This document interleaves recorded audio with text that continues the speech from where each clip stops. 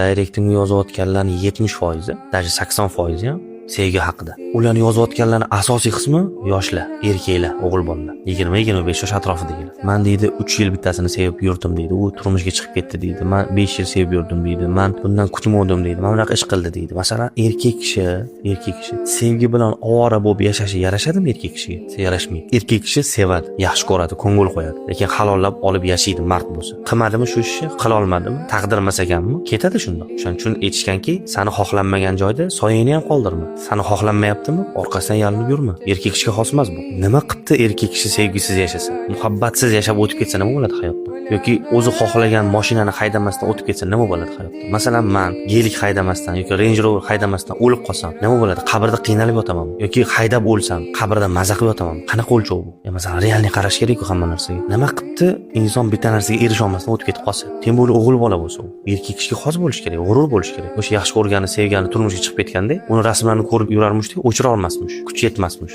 Shunaqa bo'ladimi erkak kishi? Bittasi aytayaptiki, men deydi sevganim turmushga chiqib ketgan, rasmlarni o'chira olmayman deydi. Keyin aytdimki, sani dedim, ertaga uylanganingda xotiningni boshqasi xayolida o'ynab yursa, xayolida har balo qilib yursa, rozimisan desam, nima duosiz deydi. Bo'lmasam baraka topar, erkak bo'lmaysanmi? Buni ham bitta erkak olgan, halol qilib olgan. Sen ham erkak bo'lgan. Xullas, bu narsa erkak kishiga yarashmaydi. Bu narsa shunaqaki, men misol qilaman, Toshkentdan Samarqandga yo'lga chiqdingiz, yo'lda ovqatlanishga kirdingiz. Ovqatingiz yaxshi bo'lmaganligi uchun siqilib qolib ketdingiz o'sha yerda. To'g'rimi shu? Kulgili-a? Inson maqsadi sari yurayotganda yo'l-yo'liki ishlar bor. Shu o'xshamay qolsa hech narsa qilmaydi. Bu maqsaddan chalg'itmaslik kerak inson. Xuddi sevgi, muhabbat, oila, mayda-chuyda muammolar bilan turib qolish o'rnida mana shunga o'xshaydi. Inson hamma narsadan kecha olish kerak. Inson doim yolg'iz qolishga tayyor turish kerak. Mana bu haqiqiy erkak kishiga, aqlan sog'lom bo'lgan odamga yarashadigan ish.